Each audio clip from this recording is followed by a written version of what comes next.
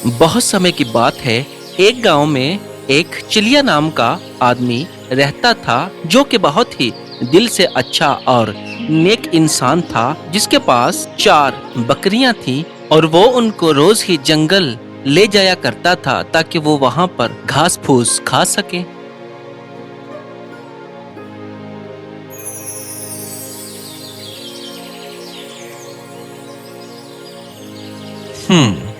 आज तो थकावट सी हो गई है। हाँ, दिल कर रहा है बस ना थोड़ी देर लेट जाऊं यहाँ पर, लेकिन दिल नहीं भी करता। बकरियों का ध्यान भी तो रखना ही है ना। ऐसा करता हूँ, बैठ ही जाता हूँ यहाँ पर। वैसे भी छाँव भी ठंडी है, तो ऐसा करता हूँ, बैठ जाता हूँ।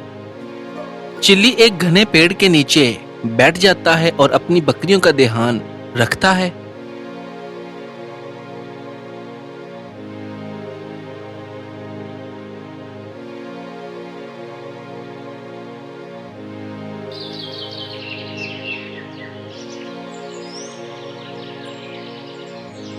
अब तो बकरियों का पेट भर गया होगा, बहुत घास फूस खा लिया इन्होंने। ऐसा करता हूँ, अब घर को चलता हूँ। बाकी बाद में इनको घर पर ही थोड़ा सा चारा खिला दूंगा। क्योंकि मुझे नंदू के पास भी जाना है, उससे थोड़ा सा आज काम है मुझे। चलो फिर चलता हूँ। चलो, हुर्र हुर्र हुर्र, बहुत खा लिया घास फूस, चलो अब घर चले। चलो, हुर्र हुर्र हुर्र। चिल्ली अपनी बकरियों को लेकर वहां से घर की तरफ चल पड़ता है।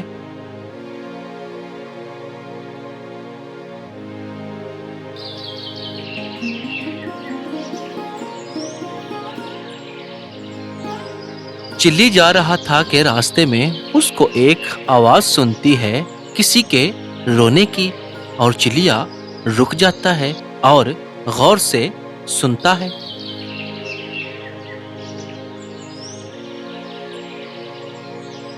अरे अरे ये क्या हो गया? अरे अरे अरे अरे अरे मेरे बैल को मैं क्या करूं? अरे, ये तो किसी के रोने की आवाज है।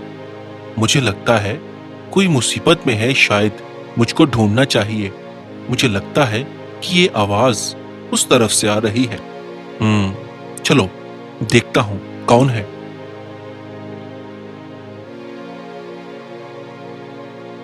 चिलिया चल पड़ता है और थोड़ा सा ही आगे जाता है और देखता है कि एक बैल गिरा पड़ा है, जो बुरी तरह से कटा फटा पड़ा है, और जो रो रहा था वो कृष्णा था, जो कि चिल्ली का दोस्त था। और चिल्ली जल्दी से उसके पास आ जाता है और ये कहता है कि अरे अरे अरे भैया, ये क्या हो गया बैल तुम्हारे को? मैं काफी दूर से तुम्हारी आवाज सुनकर आया हूँ और रोने की आवाज आई मुझको। आकर देखा तो तुम्हारा बैल नीचे पड़ा है और तुम रो रहे हो। भैया, ये कैसे हो गया? क्या हुआ है तुम्हारे बैल को? अरे चिल्ली भैया, अब मैं क्या बताऊं तुमको।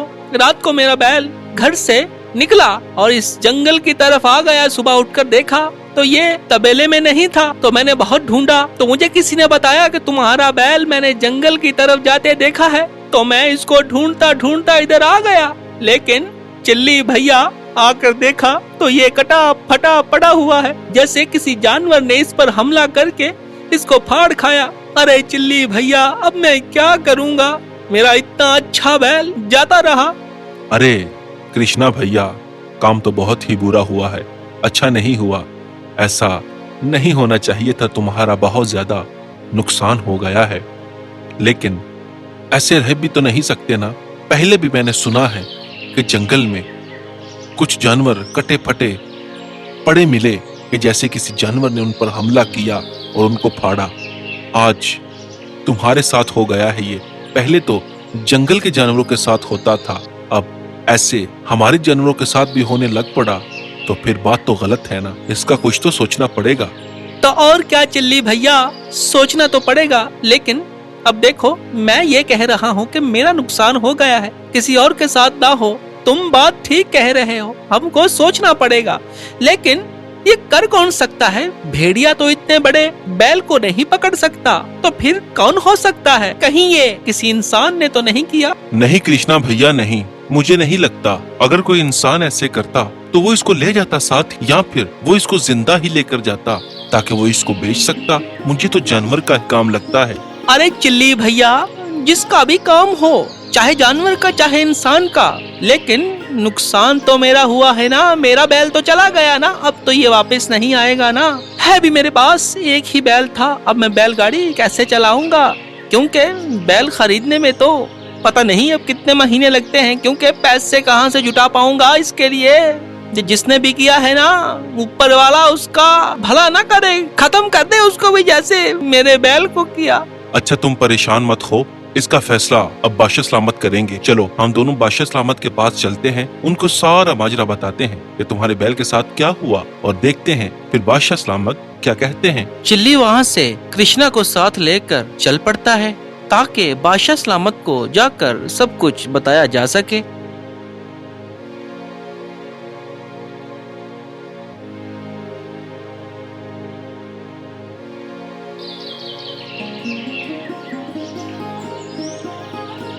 चिल्ली कृष्णा को लेकर घर आ जाता है और अपनी बकरियां अपनी पत्नी को देकर उसको ये कहता है कि रोशनी, मैं बादशाह सलामत के पास जा रहा हूँ, मुझे कुछ काम है, तो ये सारी बकरियां अब संभाल लेना, क्योंकि मुझे थोड़ी सी जल्दी है, इसीलिए अब मैं जा रहा हूँ। कहाँ जा रहे हैं जी?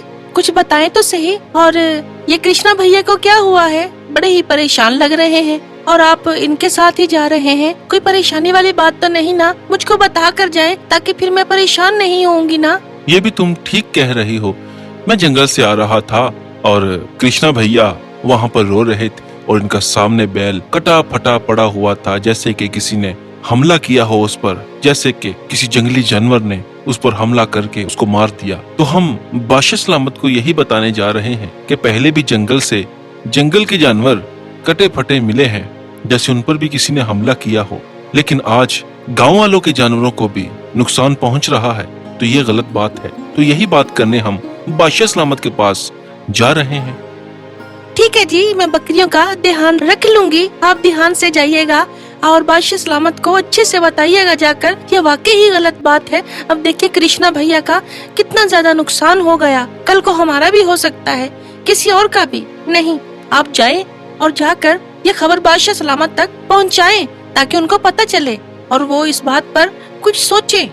तो और क्या रोशनी, इसीलिए तो जा रहे हैं ताकि बादशाह सलामत तक ये बात पहुंचा सकें।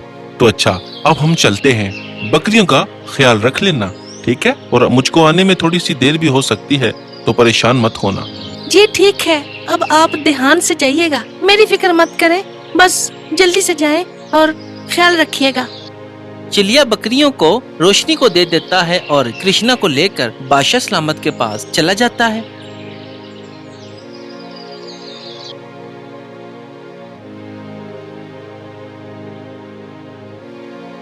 अरे चिल्ली भैया, क्या बादशाह सलामत मान जाएंगे हमारी बात को? क्या वो अपने सैनिकों को इस काम पर लगाएंगे? अब बादशाह सलामत के पास जा तो रहे हैं, अब देखो बादशाह सलामत क्या कहते हैं। वैसे उनको इस बात पर सोचना तो चाहिए और तुरंत अपने सैनिकों को हमारे साथ भेजना चाहिए। चले हमारे साथ नहीं, लेकिन जंगल में इस काम में तो लगाना चाहिए, ताकि पता तो चले कि वहाँ पर कौन सा जानवर है, भेड़िया है, शेर है, कौन है। अब देखें, जा तो रहे हैं, अब पता नहीं बादशाह सलामत क्या कहते हैं। चलो जल्दी चलते हैं। दोनों जल्दी जल्दी जा रहे थे ताकि बादशाह सलामत को अच्छे से बताएं कि जंगल में कुछ तो है जो जानवरों को खा रहा है। तो वो जल्दी जल्दी बादशाह सलामत के पास चले जाते हैं।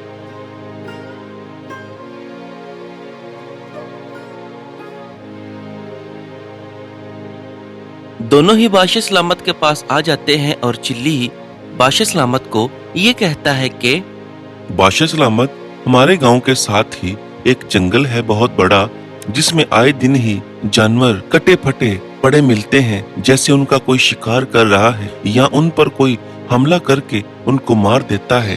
तो आज इस बेचारे का बैल भी उसी हालत में मिला और इसका तो बहुत ज्यादा नुकसान हो गया और इसके पास वो बैल ही था जिससे ये अपनी रोजी रोटी घर की चलाता था।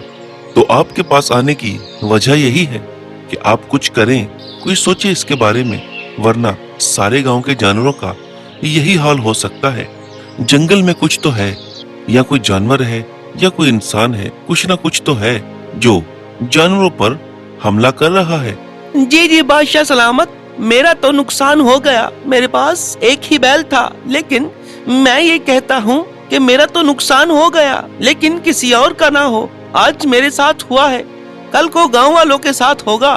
तो इस बात पर आपको सोचना चाहिए और अपने सैनिकों को जंगल भेजना चाहिए और पता करवाना चाहिए कि वहाँ पर कौन है जो ये काम कर रहा है। बेटा, तुम फिक्र मत करो, तुम्हारी बात मैंने गौर से सुन ली है और अब मैं इस पर पूरा विचार करूंगा और मैं अपने सैनिकों को भेजूंगा, जंगल में पता करवाऊंगा कि वहां पर कौन है, क्योंकि गांव वालों की सुरक्षा ही मेरा असल कर्तव्य है। तो फिक्र मत करो, मैं खुद पता लगवा लूंगा कि उस जंगल में क्या है जो जानवरों को हानि पहुंचा रहा है। मैं तुम्हारे साथ अपने सैनिकों को भेज रहा हूँ, जाओ जाकर जंगल पता करो, जो बात हो मुझको बताना आकर। ठीक है बादशाह सलामत, आपका बहुत शुक्रिया, धन्यवाद आपका कि आपने हमारी बात को सुना और इसको नजरअंदाज नहीं किया। चलिए ठीक है, चलिए ठीक है, चलिए ठीक है, आप अपने सैनिकों को हमारे साथ भेजें, हम उनके साथ ही जंगल जाएंगे और इस काम को अंजाम देंगे। कोई बात नहीं बेटा, प्रजा का ध्यान रखना ही तो हमारी जिम्मेदारी है, असल कर्तव्य है। तुम परेशान मत हो, सैनिकों को लेकर जाओ साथ और देखो जाकर क्या बला है वहाँ पर जो जानवरों को हानि पहुंचा रही है। बादशाह सलामत अपने सैनिकों को चिल्ली और कृष्णा के साथ भेज देता है और वो दोनों दो सैनिक लेकर जंगल की तरफ चल पड़ते हैं।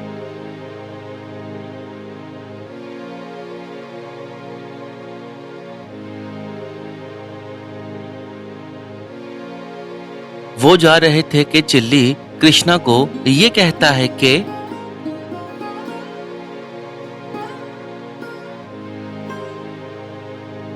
हम तो जंगल जा रहे हैं, लेकिन रोशनी को तो मैंने बताया ही नहीं।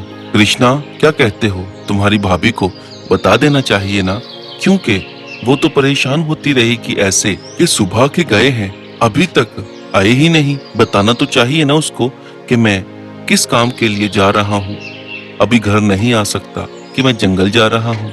बताना तो चाहिए ना। तो क्या कहते हो, बता दें फिर? अरे हाँ हाँ, भाभी को तो बताना ही है ना। अरे हमको पता नहीं कितना वक्त लगे वहां पर, शायद हम रात को तो वहीं रुकेंगे ना, रात को ही तो वो वाला नजारा हमको देखने को मिलेगा। तो इसीलिए भाभी को बताकर चलते हैं कि भाभी हम आज रात जंगल में जाएंगे, जब भी हमारा काम हो गया हम आ जाएंगे। ठीक है, तो चलो भाभी की तरफ चलते हैं। तो चलो तुम्हारे घर की तरफ चलते हैं, भाभी को बताकर फिर चलेंगे जंगल। कृष्णा, तुम सही कहते हो, चलो घर चलते हैं, पहले ना रोशनी को बता ही दें। चिल्ली अपने घर की तरफ चल पड़ता है सबको लेकर, ताकि रोशनी को बताकर फिर ही जंगल जाऊं। ऐसे तो वो परेशान होती रहेगी, तो वो अपने घर की तरफ चल पड़ता है।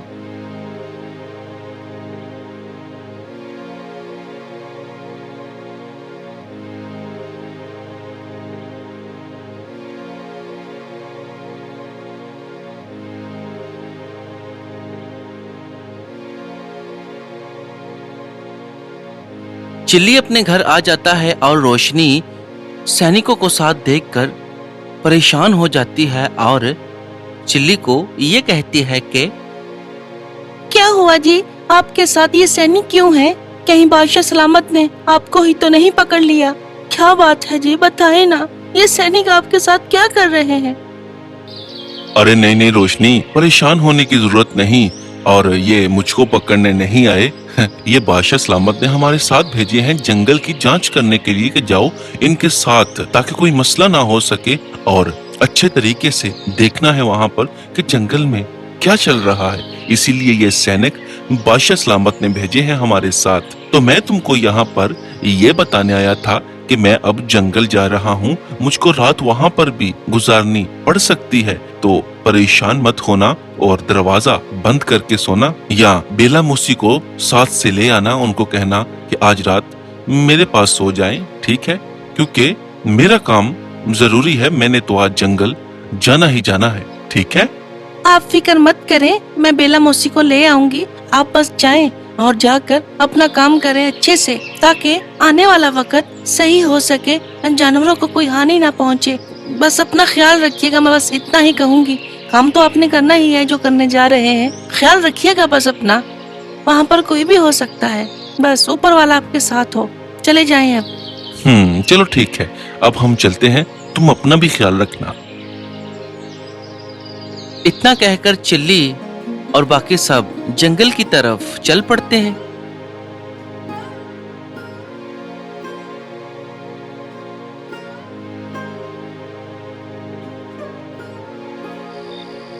वो सारे जंगल आ जाते हैं और चिल्ली सबको ये कहता है कि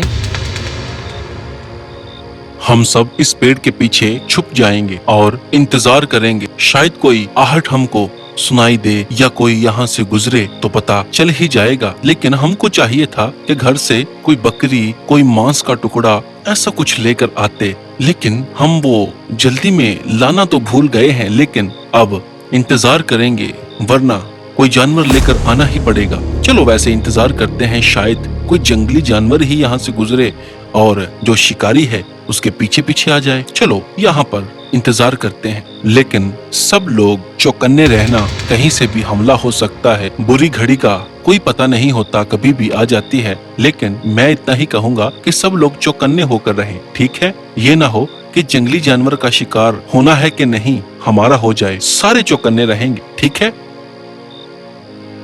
तो और क्या भैया, हम चौकन्ने ही रहेंगे। यही ना हो कि मेरी बैल की तरह हम भी यहाँ पर कटे फटे पड़े रहें। ना ना बाबा, डर तो नहीं है, पकड़ना तो है ही, लेकिन चौकन्ने होकर पकड़ेंगे ना। तुम फिक्र मत करो चिल्ली भैया, मैं पूरा चौकन्ने होकर ही देखूंगा।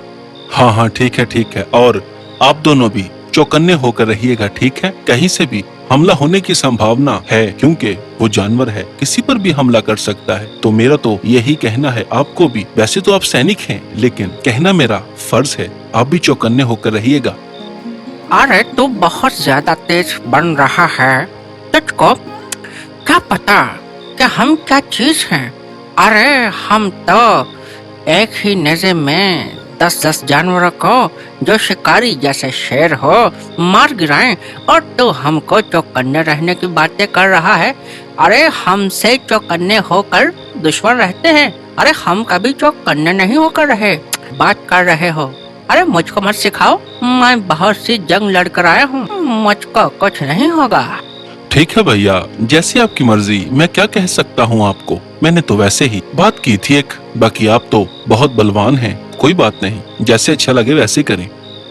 चिल्ली ने सबको समझा दिया था, लेकिन एक सैनिक अपने आप को ज्यादा ही होशियार समझ रहा था और बलवान समझता था। तो चिल्ली उसको उसके हाल पर छोड़ देता है और ये कहता है कि हाँ भैया, ठीक है, जो आप कहते हैं बिल्कुल सही है। तो इसके बाद दोनों सैनिक एक पेड़ के पीछे खड़े हो जाते हैं और चिल्ली, कृष्णा एक पेड़ के पीछे। अब वो बस इंतजार कर रहे थे।